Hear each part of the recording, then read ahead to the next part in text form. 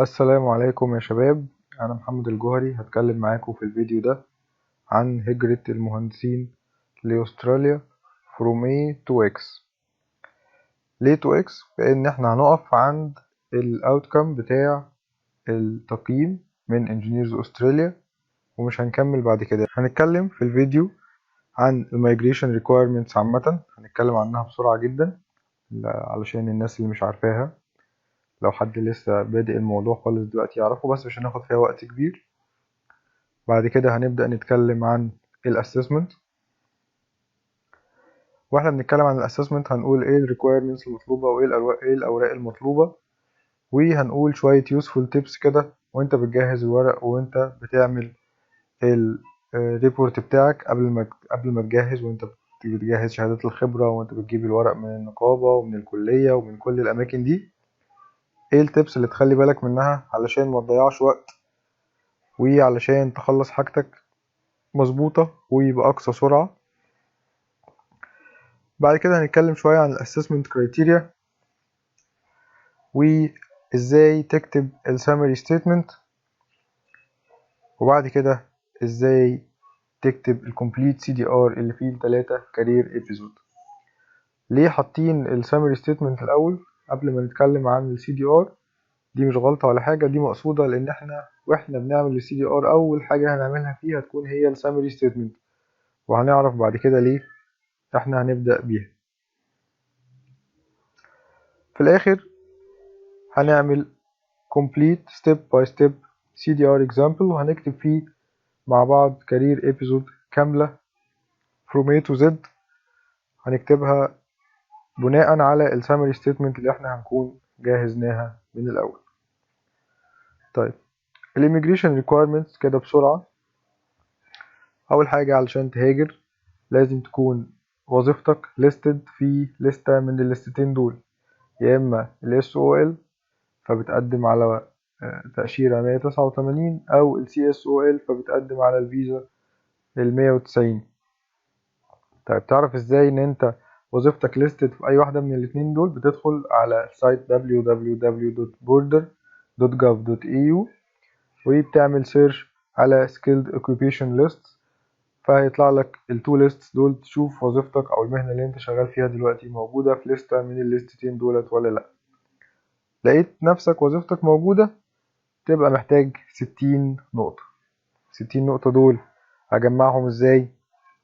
ال60 نقطة دول بتجمعهم عن طريق السن، لو انت سنك من 18 ل 24 بتاخد 25 نقطة، لو من 25 ل 32 بتاخد 30 نقطة، لو من 33 ل 39 25 نقطة، من 40 ل 44 15 نقطة، ومن 44 ل 49 ما بتاخدش ولا نقطة على السن.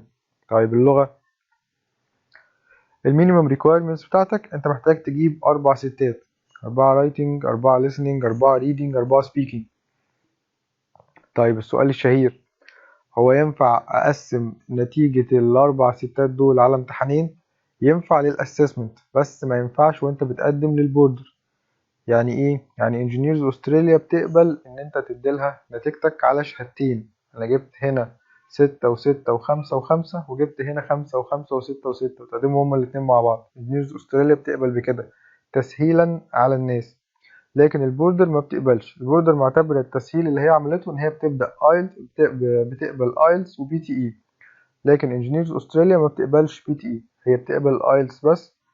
فانت بتبقى محتاج تجيب النتيجة بتاعتك دي، بس ممكن تقدمها على مرتين. انجينيرز استراليا بتقبل ايلتس وتويفل. طيب لو انت نجم وجبت 4 7 بتاخد 10 نقط. طيب لو نجم قوي وجبت 4 8 بتاخد 20 نقطة. الكواليفيكيشنز، البكالوريوس بيديلك 15 نقطة. خلي بالك بقى، شوف حاجتك كده واحنا بنتكلم وجمع نقطك ما احنا بنتكلم مع بعض. بكالوريوس 15 نقطة. البي اتش دي بتديلك 20 نقطة. الماستر ما بيديلكش ولا حاجة. الام بي اي للأسف ما بتديلكش ولا حاجة.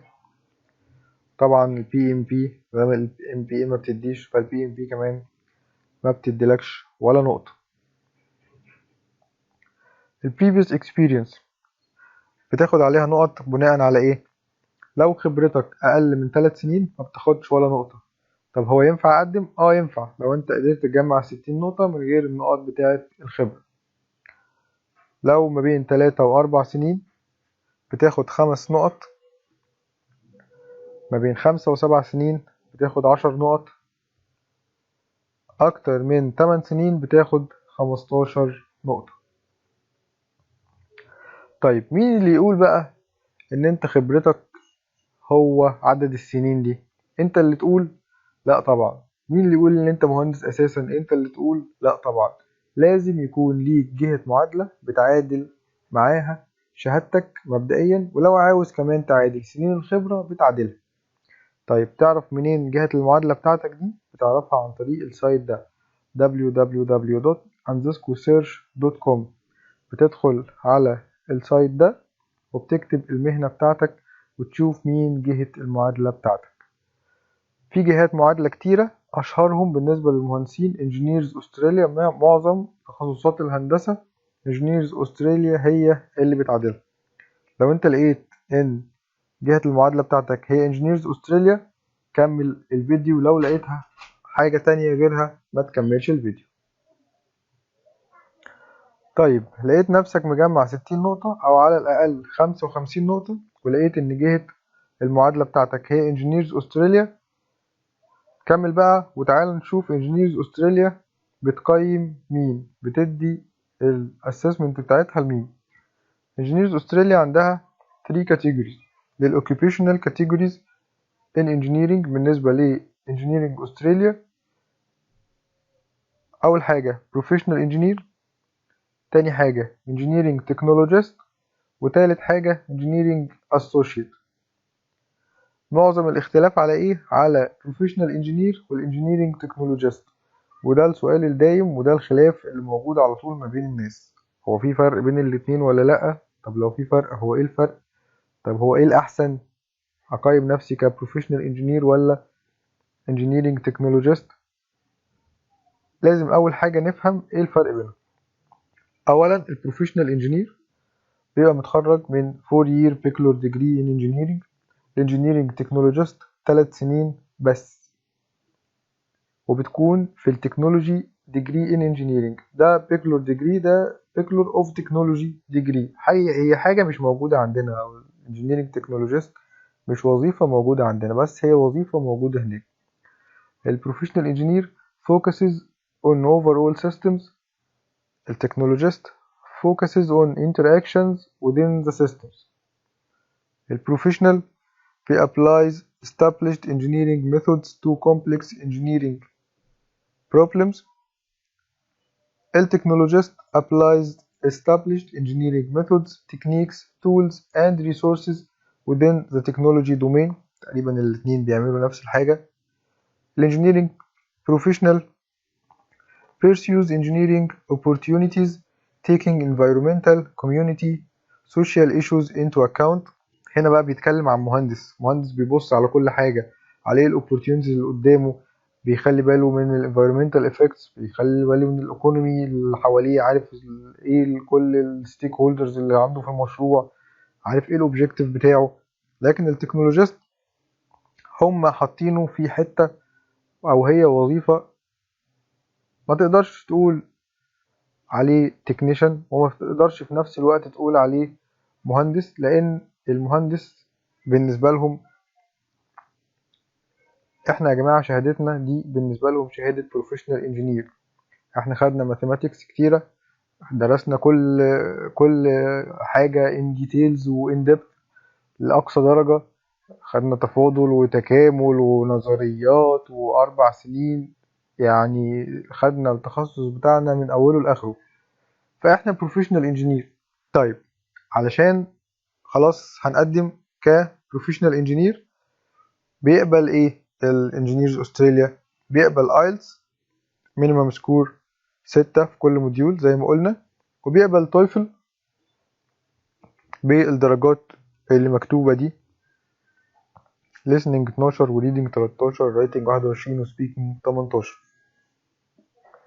طبعا معظم الناس بتروح للايلتس، يعني انا في في محيطي كده وفي مجتمع علاقاتي ما شفتش حد خالص امتحن تويفل.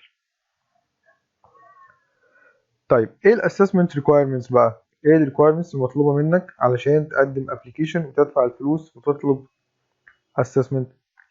اول حاجه مطلوب منك باسبورت ستايل فوتو، صوره باسبور عاديه خالص. تاني حاجه برايم اي دي اللي هو بالنسبه لنا كلنا هيكون الباسبور. تالت حاجه النيم تشينج دوكيومنتيشن، والنيم تشينج دوكيومنتيشن دي طبعا بتحتاجها في حالة ان انت غيرت اسمك لأي سبب من الاسباب، قطعا محتاجها. لكن حتى لو انت ما عملتش كده ممكن تحتاجها، هنتكلم عنها دلوقتي امتى ممكن تحتاج النيم تشينج دوكيومنتيشن. كوريكولم فيتي سي في عادية خالص، بتكون من 3 ورقات ماكسيموم A4، سي في بتاعتك العادية خالص من غير اي حاجة تعقيدات، سي في عادية ما فيهاش صورة ولا أي حاجة، مكتوب فيها بس أنت شغال فين واشتغلت فين قبل كده واتخرجت منين. أهم حاجة ما تزودهاش عن 3 ورقات A4. الريجستريشن هي الورقة اللي أنت بتجيبها من النقابة إن أنت مسجل في النقابة. طيب دي بنجيبها إزاي؟ ببساطة بتروح لأقرب فرع، أقرب نقابة فرعية موجودة بالنسبة لك، وبتطلب منهم أنا محتاج شهادة ريجستريشن بالإنجليزي. هم عارفينها، لما بتقول لهم عليها بيبقوا عارفينها. بيطلع لك نصها كده مقسومة نصين، نصها عربي ونصها انجليزي، بس لازم تكون وانت رايح تكون مجدد الكارنيه او يبقى معاك فلوس ان انت هتدفع فلوس الريجستريشن وفلوس تجديد الكارنيه. طيب ممكن انت ما تروحش، ممكن ما تروحش ويروح مكانك حد بس يكون قريبك من الدرجة الأولى ومعاه حاجة تثبت إن هو قريبك من الدرجة الأولى، ويكون معاه بطاقتك الأصلية، مش معاه صورة ولا أي حاجة، لازم تكون بطاقتك الأصلية معاه. وده جزء سهل بتقدر تجيبه بدون أي مشاكل خالص، مجرد بتروح النقابة مشوار بيطلعوا لك الشهادة والموضوع بيخلص على كده. طيب الإديوكيشن، إزاي بتثبت الإديوكيشن بتاعك وإن أنت متخرج من كلية هندسة؟ بتروح الكلية بتاعتك، الموضوع برضو في منتهى السهولة مفيهوش أي تعقيدات خالص، بتطلب منهم شهادة إنجليش وبيان درجات إنجليش، بيكون معاك وأنت رايح الشهادة المؤقتة بتاعتك اللي أنت واخدها من الكلية. ممكن تطلب كمان بيان بالمحتوى العلمي، وده بتجيبه ب100 جنيه، بيكون فيه كل مادة بالظبط درست فيها ايه بكل تفاصيلها. هو مش ضروري قوي ومش اساسي، بس ممكن تحتاجه لو غلس عليك في حاجة، قالك اصل انت ما خدتش نظريات مش عارف ايه بطريقة متعمقة، يبقى معاك هو كده كده ب100 جنيه. فمش يعني ايه، مش هتخسر حاجة لما تجيبه بدل ما تغرم مشوار تاني للكلية. حاجة الكلية مش مطلوب فيها توثيق، هو ختم النسر من الكلية كفاية، ومش لازم ختم رئيس الجامعة ولا حاجة، هو مجرد ختم النسر. وبرضه ينطبق عليها نفس الكلام، ممكن قريبك من الدرجة الأولى يروح يجيبها لك، يكون معاه ما يثبت إن هو قريبك من الدرجة الأولى ومعاه أصل بطاقتك. بس طبعا دي بقى بتختلف من مكان لمكان، ممكن كلية تغلس كلية ما تغلسش، بس يعني اللي أنا أعرفه إن هي ممكن إن أنت بتجيبها، أي حد قريبك من الدرجة الأولى يجيبها لك، ما فيهاش أي مشكلة. لحد دلوقتي الدنيا سهلة وجميلة ما فيهاش أي مشكلة خالص. بس الأيام الحلوة ما بتدومش كتير، ممكن يطلع لك حاجة تبوظ لك برضو المشوار السهل بتاع الكلية ده. الحاجة دي هي إيه؟ لو رجعت معايا كده بالزمن لورا 10-15 سنة كده زمان، أول يوم رحت فيه الكلية وأنت لسه مش فاهم أي حاجة خالص ولسه مصدوم ومنبهر ومش عارف أي حاجة في حياتك، خدت استمارة كده كتبت فيها اسمك بالإنجلش. الاسم اللي انت كتبته بالإنجلش ده هو اللي هيطلع لك في كل الحاجات اللي انت هتطلبها من الكلية، ولو عملت ايه مش هيتغير الاسم ده، لو جبت لهم مين، لو انت ابن مين، الاسم ده مش هيتغير، هو خلاص اتسجل على سيستم، وهيحسسك ان النظام خلاص قطع بعضه وما ينفعش ومستحيل ان الاسم ده يتغير. طيب لو كنت كاتب اسمك غلط بقى في الورقة دي او كاتبه بطريقة مش زي اللي مكتوب في الباسبور دلوقتي بأي سبب من الاسباب، اسمك مثلا فيه عبد كذا وعبد انت كاتبها عبدل وبالاي ولا بالاي ولا كاتبها باليو، لو اسمك فيه الجوهري كاتب ال لوحدها في سبيس ولا مفيش، كل دي حاجات مهمة جدا ان هي تكون مطابقة بالظبط في ورق الكلية زي الباسبور بالظبط. فلانك هتيأس وهتعمل كل المحاولات ومش هتوصل لأي حاجة في الآخر، بتدخل لوكيل الكلية بيديلك ورقة بيشهد فيها إن الاسم اللي في الباسبور هو الاسم اللي موجود في الشهادة، وإن الفرق بينهم هو فرق في الترجمة مش أكتر، وإن الاسمين متطابقين، وبيختمها لك. ووكيل الكلية بيكون عارف إن دي حاجة بتطلع لأنهم متعودين على إن الناس بتطلب منهم الكلام دوت. فالنيم تشينج دوكيومنتيشن ممكن تحتاجه حتى لو انت متصور ان انت اسمك زي ما هو من ساعة ما اتولدت لحد دلوقتي، لا، ممكن تضطر برضو تعمل النيم تشينج دوكيومنتيشن دي، وطبعا بتبقى مختومة برضو بختم النسر، وبتعمل لها ابلود مع الابليكيشن بتاعتك. اخر حاجة الامبلويمنت ممكن تقدم ان انت عاوز تقيمها وممكن ما تقدمش، لكن طبعا النصيحة اللي كل الناس هتقولها لك ان انت اعتمد سنين الخبرة بتاعتك من الأول. ليه؟ لأنك هيبقى معاك دوكيمنت قوية فيها عدد سنين خبرتك طلعالك من جهة في أستراليا، فما تجيش بعد ما تدفع فلوس كتيرة أوي لما تجيلك الانفيتيشن ويتعين لك كيس اوفيسر، الكيس اوفيسر دوت يقول لأ ده أصل الشركة دي ما كانتش شغالة في مش عارف ايه، ولا انت وظيفتك هنا ما كانتش مش عارف ايه، فانا مش هحسب لك سنين الخبرة دي، فنقطك هتقل، فمش هتاخد الفيزا وتضيع عليك الفلوس الكتير. في النهاية انت دافع مبلغ اقل بكتير قوي في الاسسمنت، فخلي التقييم بتاعك بتقييم سنين الخبرة يتعمل لك دلوقتي. طيب ممكن بعد لما اقيم سنين الخبرة دلوقتي يجي الكيس اوفيسر بعد كده ويقلل برضو منها؟ ممكن عادي حقه، بس دي حاجة يعني ايه، مش دي الموست بوبيولر. يعني الموست بوبيولر ان انت خلاص خدت واخد معاك شهادة من جهة مهمة في استراليا،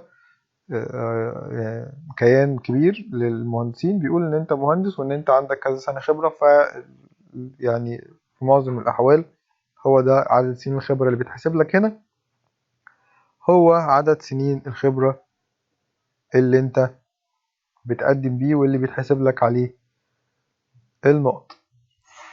واخر حاجة بتعمل الريبورت اللي هو ال CDR Competency Demonstration Report. هو عبارة عن ريبورت بتقول فيه ان انت عندك الكومبيتنسيز بتاعت المهندسين. الأسئلة الشائعة بقى وأهم الأسئلة اللي على شوية الكلام اللي فاتوا دول، هنثبت ازاي سنين الخبرة بتاعتي وأنا بقدمها في الابليكيشن؟ بمنتهى البساطة، الموضوع سيمبل جدا، وواحد زائد واحد يساوي اتنين، أو ساعات يساوي اتنين ونص، ما يجراش حاجة. مطلوب منك ايه؟ مطلوب منك 3 أطراف يشهدوا إن أنت شغال في الشركة دي. الطرف الأول هو أنت، الطرف التاني هو الشركة، الطرف التالت هو third party. third party أيا كان هو إيه third party ده، بمعنى أنت هتقول أنا شغال في شركة X، وشركة X هتقول ده كان شغال عندنا وممتاز قوي. ده مش كفاية، لازم حد يشهد إن أنت كنت شغال هناك، لازم حد يقول ان انت كان في علاقه بينك وبين الشركه دي، حبوا بعضكم انتوا الاثنين زي ما انتوا عاوزين، وانت تقول عليها اجمل شركه وهي تقول عليك انت كنت اجمل موظف. في النهايه مين اللي يحكم ان الكلام دوت مظبوط؟ ثيرد بارتي. ثيرد بارتي دوت بقى يكون ايا ما يكون، يكون شهاده تامينات لو انت كان متامن عليك. طيب انا ما كانش متامن عليا، بانك ستيتمنت. طيب ما عنديش بانك ستيتمنت، اي حاجه انت شايف ان هي كانت من طرف ثالث بيقول ان انت كنت شغال هناك في الفترة دي. يعني مثلا الناس اللي كانت شغالة في بره في السعودية، عندك الفيزا، الفيزا بتاعت أي دولة خليجية أنت كنت مسافر فيها، لو مكتوب فيها إن أنت مسافر وتشتغل مهندس في الشركة الفلانية دي، ده ثيرد بارتي. الناس اللي عايشة بره مصر وعندها ضرايب بتتخصم منها بطريقة معينة، إقرار الضريبي دوت مكتوب فيه إن هو كان شغال في الحتة دي، خلاص ده إقرار ضريبي أهو.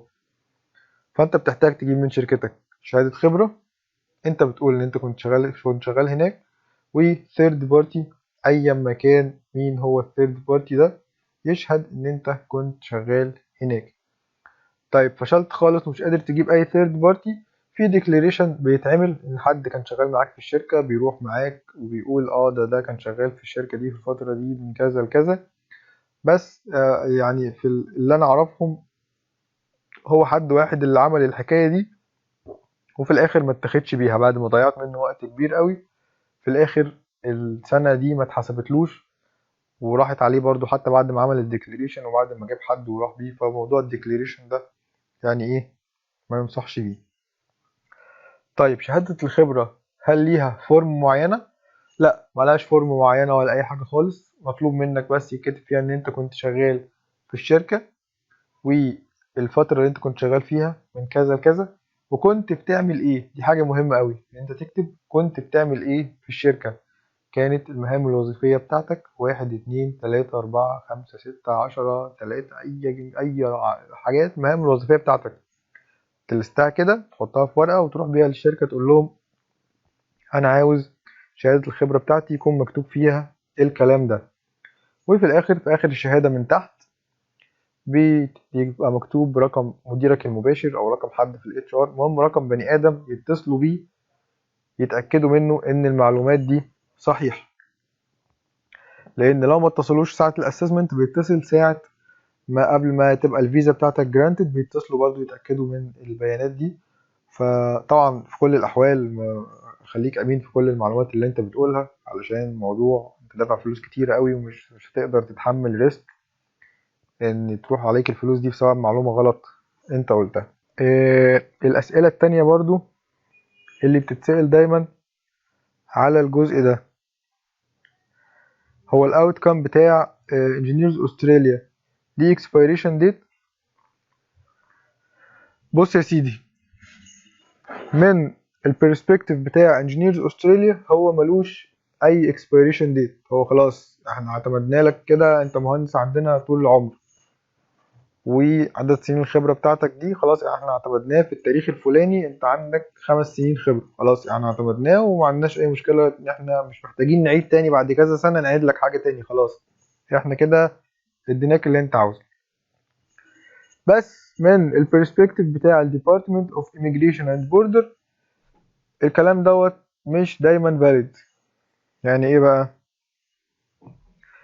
يعني انجينيرز استراليا بتقول لك انا اديت لك جواب، الجواب دوت ساري طول الحياة، بس البوردرز بتقول لك لا، لا يا حبيبي انا مثلا بعد سنتين محتاج الجواب ده يتعمل له ابديت.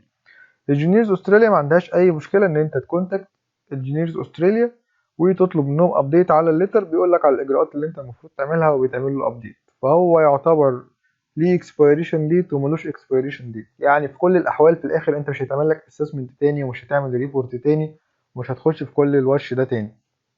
بتعمل بس اجراءات ان انت بتطلب ان انت تعمل ابديت ومش عارف ايه وبيتعمل لك الابديت من غير اي مشكله خالص. طيب نقطة بقى شهادة التأمينات، ودي نقطة مهمة جدا، وده البعبع اللي هيقابلك وانت بتجيب الحاجات اللي تثبت ان انت كنت شغال في مكان معين. حاول بقدر المستطاع ما تروحش لناحية التأمينات دي. يعني لو عندك بنك ستيتمنت يبقى خير وبركة. طيب لو انت عندك بنك ستيتمنت بس البنك بيقول لك لا انا ما اقدرش اديلك بنك ستيتمنت لورا الا لحد تاريخ معين، يعني هو مثلا انت شغال في الشركه دي بقالك 9 سنين والبنك بيقول لك لا انا اخر اديلك بنك ستيتمنت مثلا ب5 سنين فاتوا، لا مفيش حاجه اسمها كده. البنك يقدر يديلك واشتكي وكلم الكاستمر سيرفيس واسكليت الموضوع لحد لما توصل لاكبر راس تقدر تحل لك الموضوع وتاخد البنك ستيتمنت بتاعتك بالفتره بتاعتك اللي انت عاوزها. مفيش حاجه اسمها اصل ده كان زمان قوي ومش هينفع نديها لك. مفيش حاجه اسمها انت كان حسابك عندنا زمان واتقفل فما ينفعش نديلك بنك ستيتمنت، لا ينفع. واشتكي وامشي في اجراءاتك لحد لما توصل زي ما بقول لك لاكبر راس. فشلت معاهم في مصر ابعت للسايت بتاع البنك دوت في بره في بلده، ايا كان بلد البنك دوت ايه، في فرنسا في اي حاجه، ابعت لهم اشتكي لهم قول لهم انا عندي مشكله دلوقتي والناس بتاعتكم في مصر مش راضيه تديني البنك ستيتمنت بتاعتي. يعني قاتل على البنك ستيتمنت بتاعتك لحد اخر لحظه، لان دي الطريق السهل، ده السكه السهله. شوف بقى لدرجة ان انت تروح تشتكي في فرنسا، تروح تشتكي في لندن، تروح تشتكي في الصين، تبعت لهم، تبعت الناس دي كلها تشتكي، اهون لك من انك تروح مكتب التأمينات. طيب خلاص يأست وخلاص قضاء وقدر ولازم هروح لمكتب التأمينات. تروح مكتب التأمينات بمنتهى الهدوء، رايح عارف ان انت هتواجه مكتب تأمينات في مصر، مش محتاجة يعني ايه اي اوصاف، رايح هادي خالص، اعصابك هادية، رايق جميل، تتعامل مع كل الناس بابتسامة لحد اخر لحظة.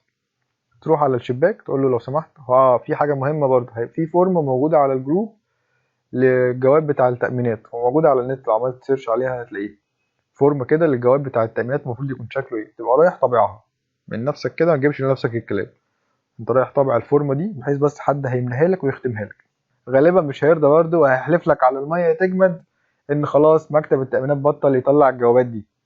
تنسحب في هدوء وتدخل المكتب من جوه، تدخل جوه، مش تقفش على الكاونتر من بره، ادخل لهم جوه، دور على حد وشه سمح كده وروح له معاك الفورمه دي، قول له لو سمحت انا عايز اطلع، عايز املى الفورمه دي، ودي حاجه مهمه بالنسبه لي وانا سفري متوقف على الورقه دي. اقعد معاهم كده لحد لما تلاقي حد يرضى يملى لك الورقه دي، بيملوها، بيملاها في الاخر وبيختمها لك بختم النسر، وبتبقى معاك الورقه بتاعتك، شهاده التامينات المظبوطه اللي بتمشي من غير اي مشاكل خالص. نروح بقى للجوست اللي بخوف كل الناس، البعبع، السي دي ار، اللي هو الريبورت، competency demonstration report.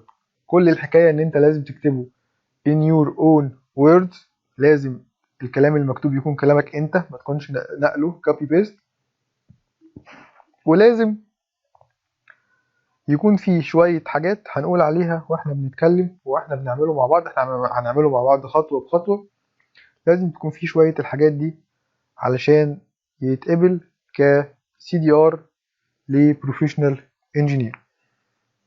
أول حاجة في ال CDR هو ال Continuing Professional Development. ده ايه ده CPD دوت حاجة ورقة واحدة كده A4 فيها التريننجز والكورسز اللي انت خدتها من ساعة ما دخلت الكلية لحد دلوقتي. شكله عامل ازاي؟ شكله عامل كده اهو، Continuing Professional Development، محطوط فيه التريننجز اللي انت خدتها، دي عبارة عن ورقة واحدة زي ما انت شايفينها كده، مفيهاش اي ابداع خالص. عملت التي بي تي ورقة واحدة منتهى السهولة، مفيهاش مشاكل، بتعمل 3 كارير ايبيزودز، 3 حلقات عن شغلك، تختار اي 3 مراحل في حياتك تتكلم عنهم. واخر حاجة السامري ستيتمنت. السامري ستيتمنت دي حاجة عاملة ازاي؟ السامري ستيتمنت شكلها عامل كده،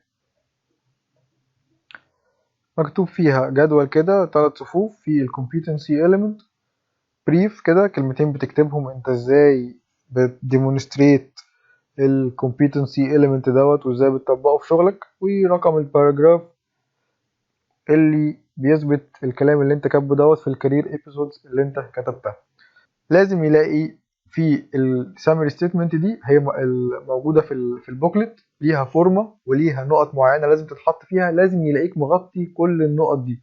علشان كده واحنا بنعمل الاكزامبل اللي احنا هنعمله، هنبدا بالسامري ستيتمنت، هنكتب سامري ستيتمنت مظبوطه زي ما هو عاوز بالظبط، هنشوف مع بعض بنكتبها ازاي بالطريقه اللي هو عاوزها، مغطيه كل النقط اللي هو عاوزها. وبعد كده من السامري ستيتمنت دي هنكتب الثري كارير ايبيسودز من خلال السامري ستيتمنت، يعني هنمشي بالمقلوب، بدل ما نكتب الكارير ايبيسودز وبعد كده نلخصها في سامري، لا هنكتب السامري الاول وبعد كده خلاص كتبنا السامري ستيتمنت هنكتب بقى الثري كارير ايبيسودز بتاعتنا. وزي ما قلنا ان هي ليها فورمات ثابته ومحدده وفيها حاجات معينه هو مستنيك تقولها له. اول حاجه الفورمات، لازم نبدا بانترودكشن تكون تقريبا 100 كلمه. السؤال دايما بيتكرر كتير قوي، طيب هو انا ينفع ازود عن ال 100 كلمه؟ لا ينفع تزود عن ال 100 كلمه، بس ليه تزود عن ال 100 كلمه؟ هو الراجل بيقول لك حط لي 100 كلمه، حط له 100 كلمه، يعني ليه بنحط نفسنا في موقف ان هو طالب حاجه واحنا عاملين حاجه تانية؟ هو بيقول approximately 100 كلمه، اعملها له تقريبا 100 كلمه، 105 110 اهلا وسهلا، بس ما تعملوش مثلا 300 كلمه، يعني ايه، نخلينا دايما في الرينج اللي هو عاوزه.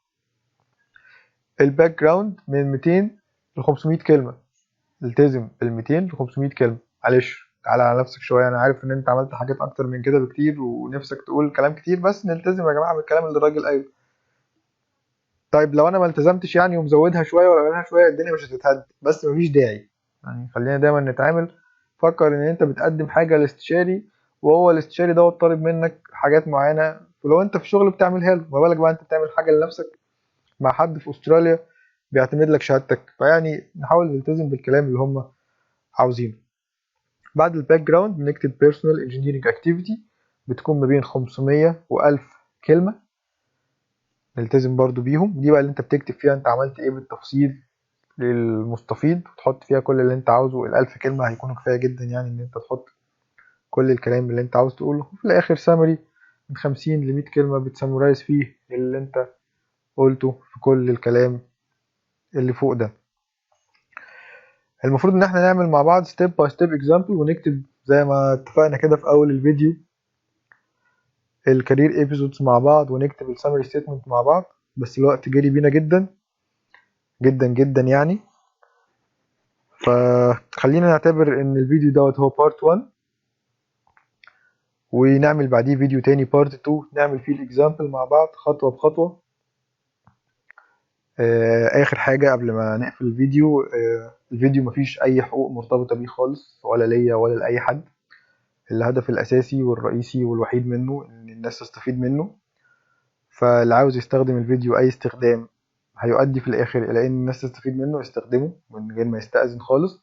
لو عاوز يعمل له داونلود، يعمل له ابلود في سايت معين، يحطه على جروب تاني، يعمل عليه اديت لو شايف ان في معلومة مش مظبوطة هو عاوز يغيرها، حاجة اتعمل لها ابديت بعد كده السنة اللي جاية ولا حاجة وعاوز يغير رقم ولا يغير معلومة يغيرها.